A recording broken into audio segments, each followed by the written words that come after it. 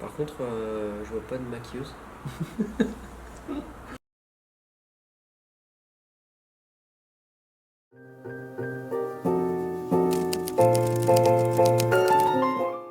Donc moi je suis Aaron Viti, j'ai 33 ans, je suis marié, papa d'une petite fille de 4 ans. Et au sein de Minivest, je suis chef de projet et mon objectif c'est de piloter les équipes pour trouver des terrains rentables et mener les constructions jusqu'à leur terme.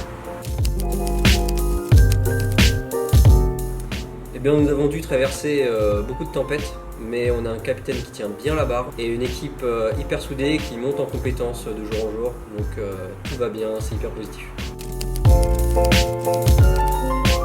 Nous avons fait confiance à des partenaires que l'on pensait compétents, mais qui au final maîtrisaient absolument pas le business model, tant sur l'aspect technique que sur l'aspect commercial.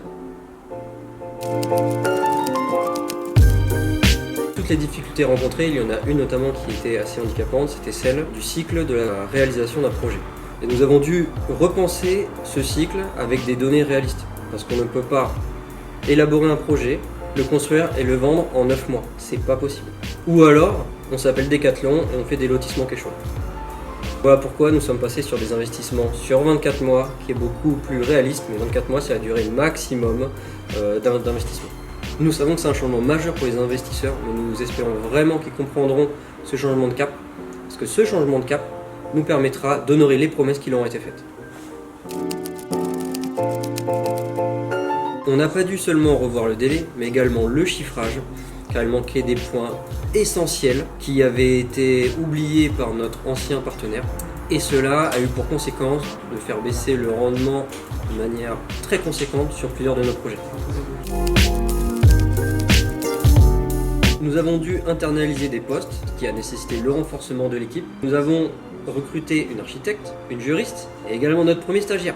Et nous avons dû également mettre un point d'orgue sur la formation continue de notre équipe. Nous avons dû chercher également des nouveaux partenaires, comme notamment le constructeur, qui a un process et un coût bien différent de ce qu'on avait initialement, mais qui est beaucoup plus cohérent maintenant. Une des leçons que nous avons apprises, c'est que l'acquisition de connaissances coûte cher, mais que la méconnaissance coûte encore plus cher.